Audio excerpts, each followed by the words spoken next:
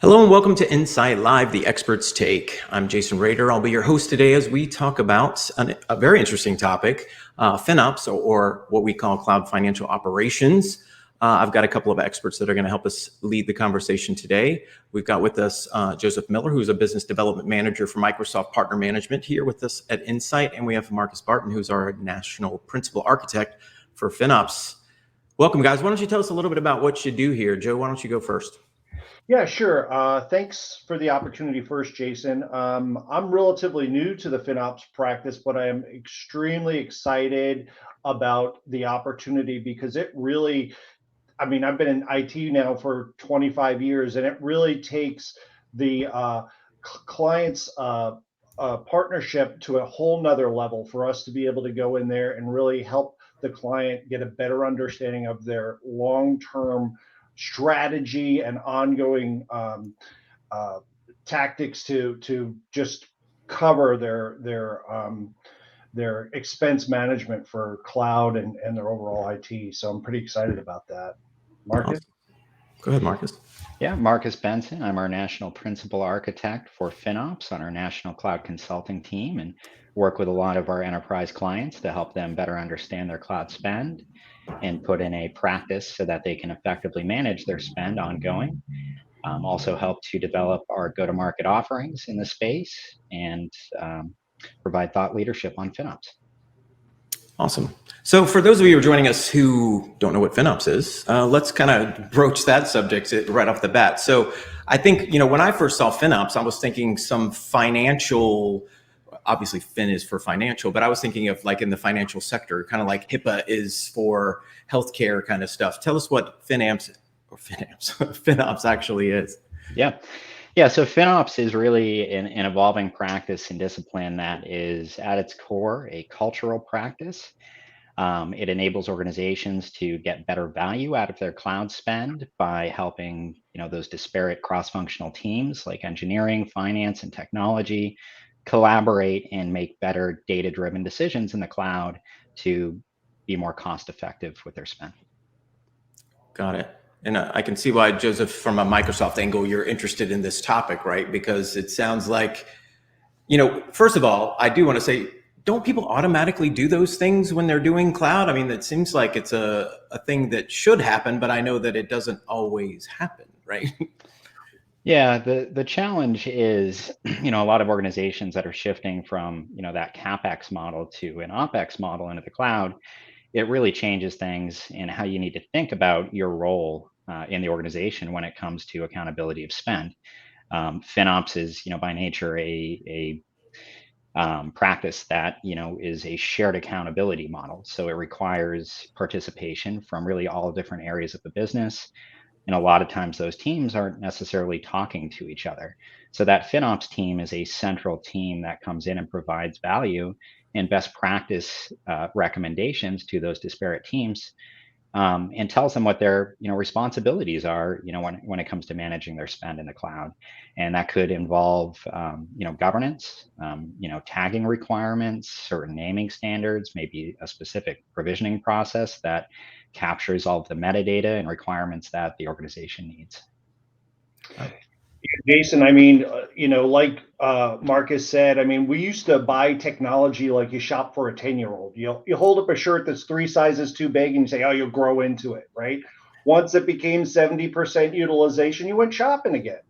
Well, in the cloud, as we all know, it's very elastic. But Yeah. you have to pay for every minute you're in there and every resource that you're using. So there's a whole different way. And like you said, the main thing about it is collaboration between finance, the business, executives, and IT.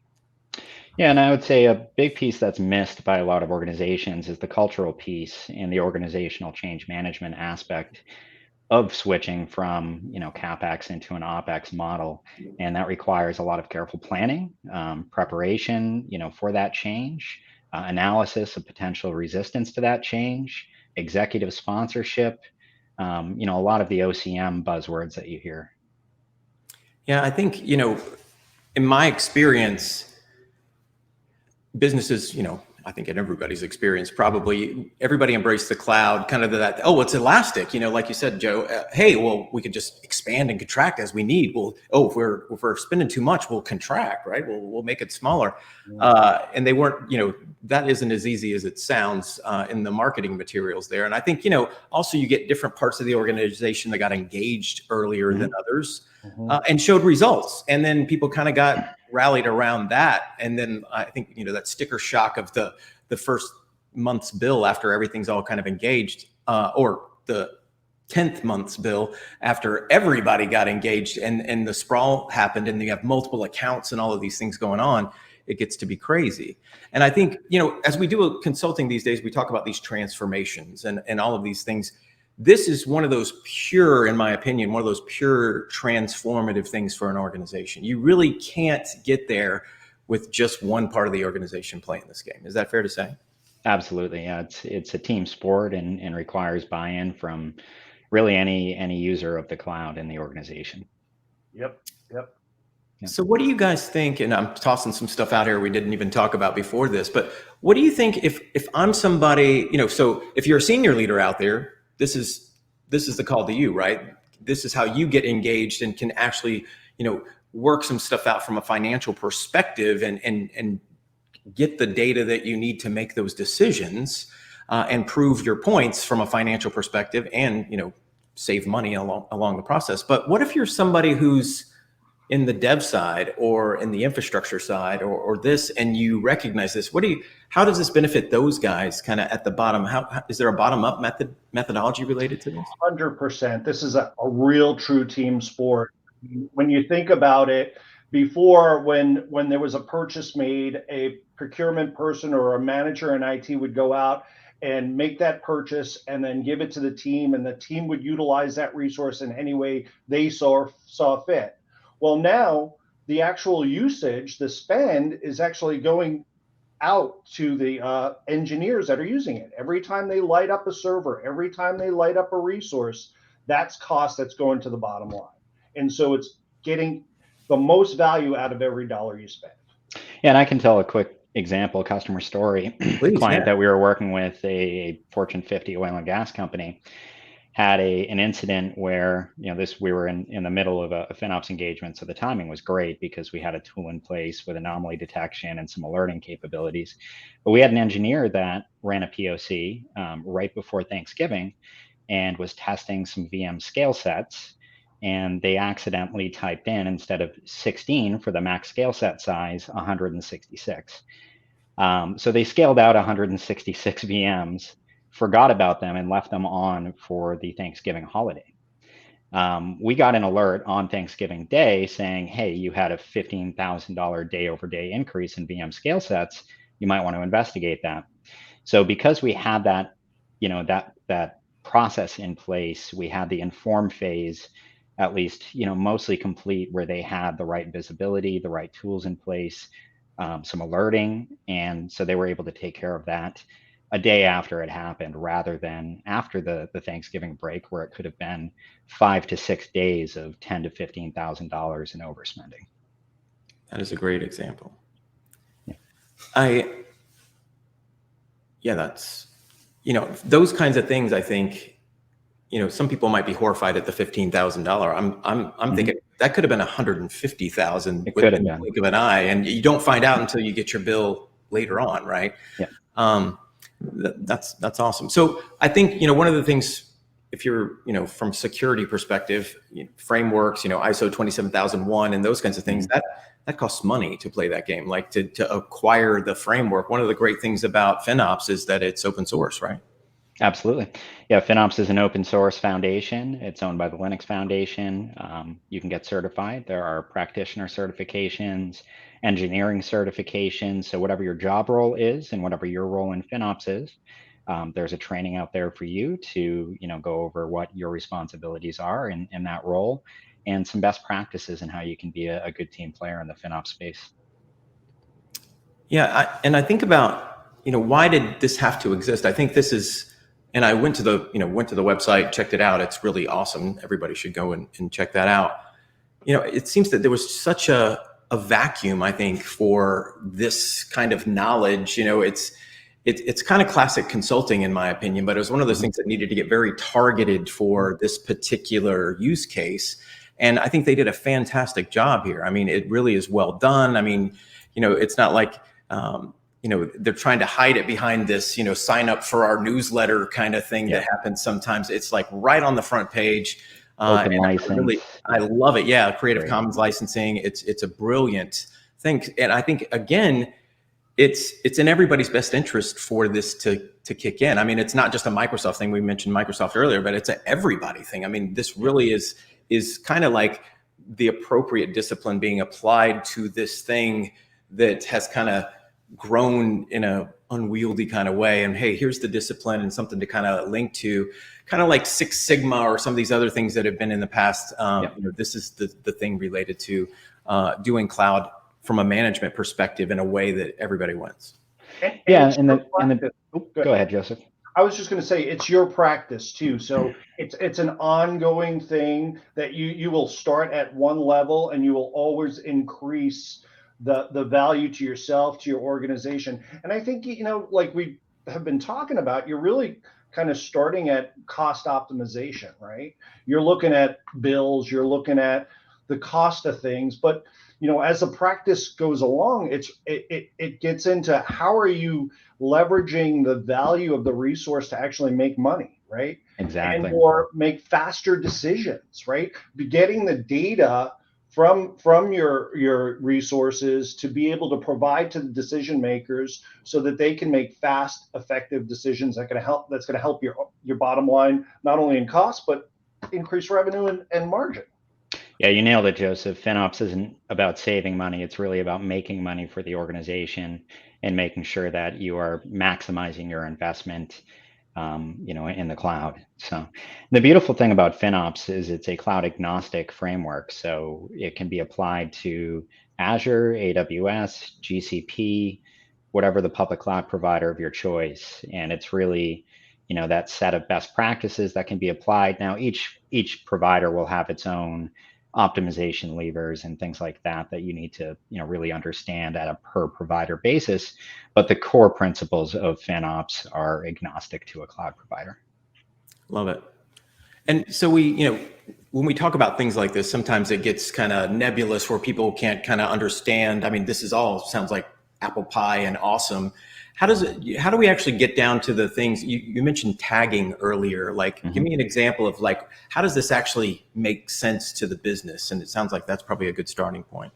Yeah, obviously to be able to effectively report on your spend, you need to have a solid governance framework in place. Without that framework in place, you're not going to have the right metadata. You're going to have gaps in your reporting. Reports aren't going to be complete. You're going to have a large quantity of untagged spend, potentially numerous different naming standards that could be, being used that cause confusion in the billing. And so there's a lot to think about, like organizational structure and hierarchy.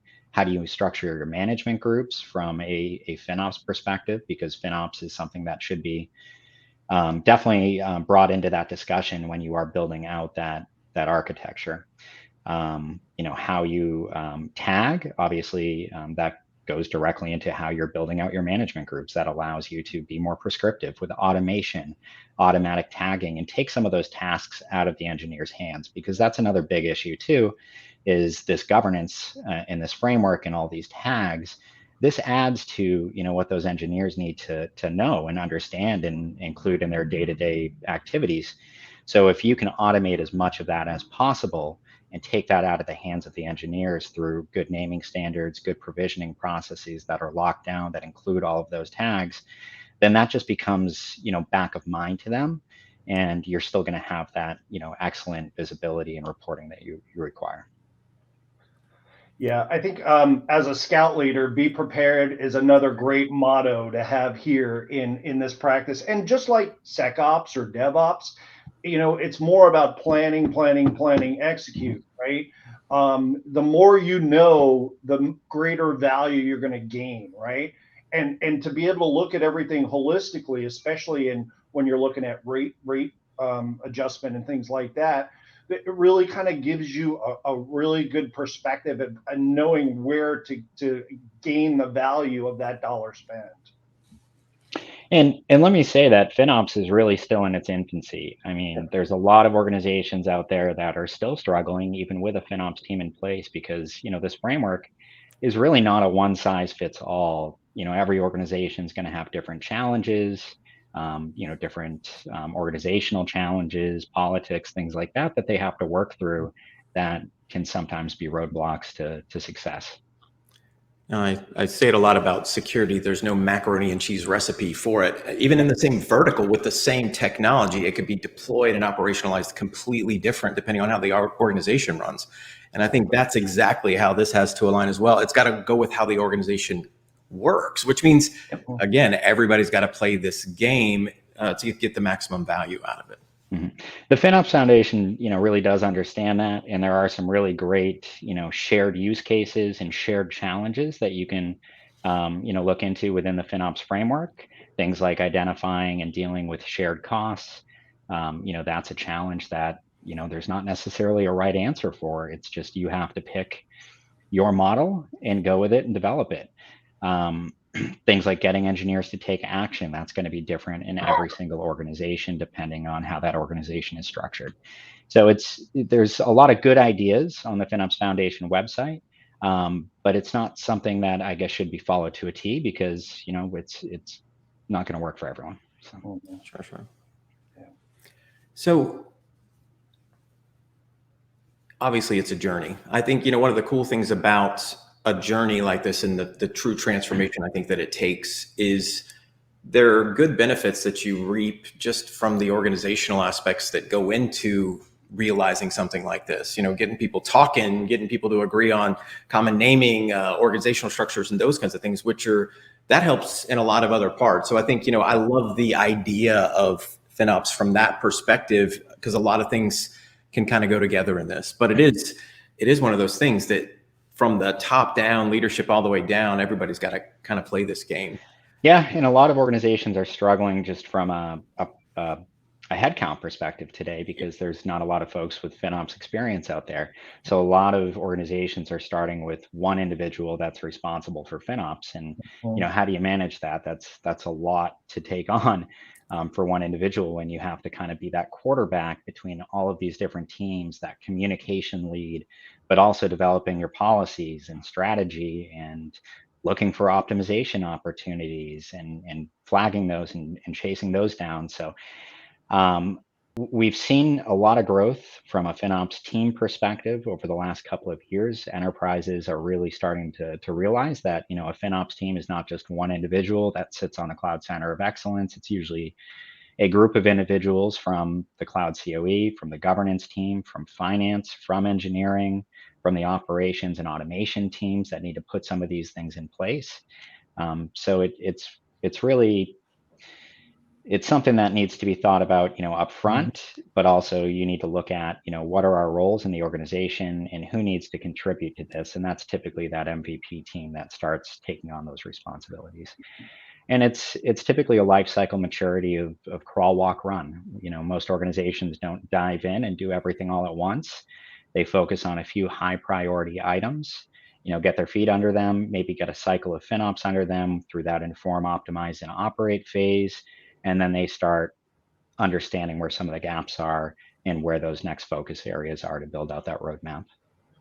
The other huge thing about it too is something we talked about earlier is from the bottom up, right? Awareness, being able to give people the knowledge that they can be accountable for their actions. I know in some of the trainings, FinOps uses the Prius effect. And I don't know if you've ever driven a Prius before, but every time you press the gas, it shows you how many miles you're going to get out of that time. And people gamify it to try and get the most miles out of that press, right? So I think really looking at ways to get adoption at the bottom and drive that throughout the whole organization is extremely important, because if it's only a top down, you're not going to get the accountability that you need to be successful. And also, you really can't manage it from the top down as a central FinOps team, because when it comes to optimization, especially when you start talking about usage optimization and reducing resource sizes, that really is a decision that needs to be made by the workload owner itself, not the core central FinOps team. That central FinOps team is there to provide the data so that that engineer can make that good decision on their own. And I think, as we talk about this, I think a lot of folks who aren't engaged in calling things FinOps, there are a lot of components of FinOps that are people do that they haven't kind of organized under this framework. And I think, again, everybody should take a look at the framework and see, what they can take away from it at a minimum, because I think just common naming and those kinds of things would help just about everybody out there. Yep. Great. So give me an example. I know we've got some great examples here of where you've helped some clients with these kinds of things. Give me an example of somebody you've helped out. Yeah, so we've done, a lot of work with, Fortune 100 organizations in the FinOps space. One comes to mind. That's a Fortune 100 worldwide coffee company that we worked with.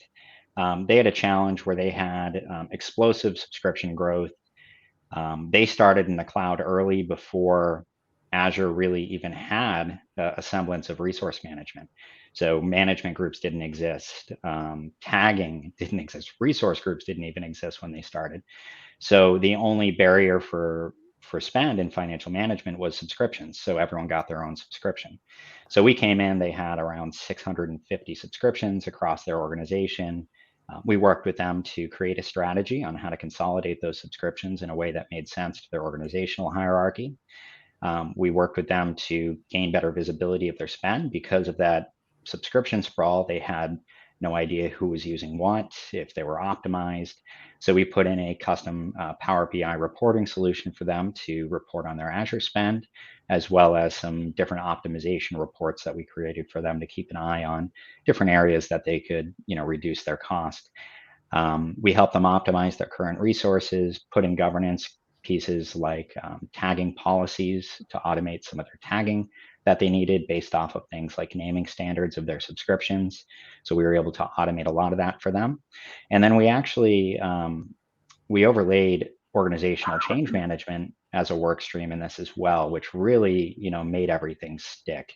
With OCM, they were able to put in the right policies, the right procedures, the right, cadences for meetings. They were able to drive training and education to their users of the cloud, and create good documentation of their best practices and requirements for FinOps based off of that. We actually ended up saving them through this engagement over $5 million a year on their Azure spend, which we actually had a QPR with them, I think about 2 months ago, where they confirmed, yep, we were able to capture all of those savings plus an additional $1 million or so in savings just from other things that we found when we were diving into these other resources. So that is a great story.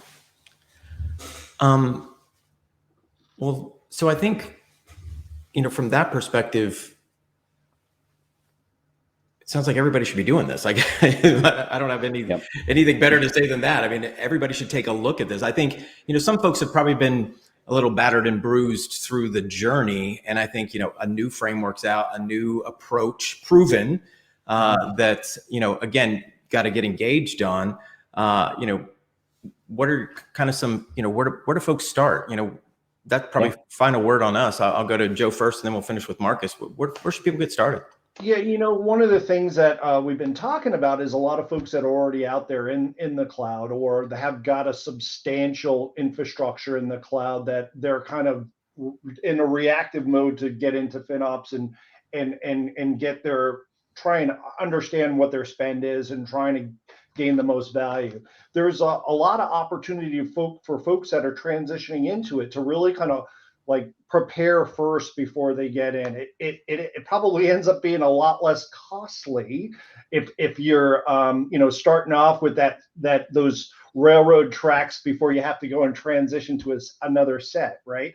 So I think for me, I'm really excited about working with even some of those mid-tier type enterprise organizations that are starting to transition, starting to move all their stuff over into, hybrid cloud environments. And this framework really allows them to plan effectively so that they get everything that they want from the promises that they've been told up front, and they don't get into that shock of getting that first bill or having the hangover after the party happens. So that I'm pretty excited about that. How about you, Marcus? Yeah, I think you hit it right on the head. I would say the most important thing is to identify that it's a need and put somebody in place as a FinOps lead within your Cloud Center of Excellence team. And if you don't have a Cloud Center of Excellence team, then I would say form at the very least, a cloud governance team and include FinOps within that team. Obviously, it takes a lot of planning. So you need to have somebody that has the time and the availability to start putting a roadmap into place, the activities that need to be done, the priorities, and start building out that process. Love it. And I think, for our folks out there, we're bringing some stuff that is tried and true. It's making its way down. There's the early adopter phase. It hasn't quite hit that tipping point yet. But to your point, Joe, some rails, put the rails on as early as possible in the process, and you're going to benefit from that. And I love, Marcus, if you don't have a Cloud Center of Excellence, get that, and then definitely have somebody associated with FinOps in that, because it's going to save you, I think, from both perspectives, Joe's and yours. Get that instantiated so that you can save yourself every bit of prep is going to save you so much on the execution side. And it's material. And to your point, that's millions of dollars in savings once the program kicked in. But had they done it early on, it could have been tens of millions in savings in the long run. So absolutely. Yeah. And the cloud cost is really an operational metric, not a financial metric. It's in a lot of cases, one of the first indicators that something's wrong. I could size a machine for a workload that's, a standard D4 where it really only needs to be a D2. I'm not going to notice any difference in my performance in my workload. It's going to run great. But when I get that bill, there is a difference. I've got a question for both of you, and that's and you guys are perfect for this question too, Jason and Marcus. From a security and risk perspective, where does FinOps play in regards to opportunity, risk, the areas in which the unknown is out there, and you have to almost throw the dice and figure it out. Yeah, I think there's a crossover. FinOps and cost reports can sometimes be an indicator of a security issue. For example, if someone takes over your VMs and starts using them to mine Bitcoin or something, you're probably going to notice a big spike in utilization and cost as a result of that. Yeah, and I think from just an overall governance perspective, it's one of those things where this aligns with just about everything I preach from a security perspective. So I think there's good discipline here. And, of course, Cloud Center of Excellence, security is an aspect of that. It's just the good hygiene, again, in a framework that makes sense. And again, culturally, that the whole organization aligns to. That's how you mitigate risk, is get everybody aligned and deal with it holistically instead of these compartmentalized aspects of it, which I think is pretty much the whole. There's definitely some intersections, I would say, within the cloud adoption framework between FinOps and security. Beautiful. Well, fantastic. And I love I can't remember who said it, but, I even having to adjust the way I think about it, because I keep saying cost savings, but it's not just to save money, it's to make money. This is how you engage and go after the cloud confidently so that you can make money. And that's the way I want to talk about this. Oh, it looks like we might even have some comments showing up in the live stream. Let me see if I can. Okay, sorry. Thanks for everybody out there. I don't know that there's necessarily anything I can comment on. I can't see. Oh, thanks, guys. Appreciate your comments out there. You rock. And for you guys, Marcus, Joe, great talking to you. Well, I think we're definitely have to revisit this soon, because it's one of those things where I think we're in the excitement phase, and as we generate more and more work and case studies in what we're doing, I'm excited to kind of report the success that us and our clients are going to be seeing out there. So thanks for joining me today. If you guys, thanks for the kudos out there from the comments as well. If you guys want to know more about what we do here at Insight, please visit us at solutions.insight.com. And thanks for joining us on Insight, the Expert's Take. Thanks, everyone. Thanks for having us. Cheers. Take care.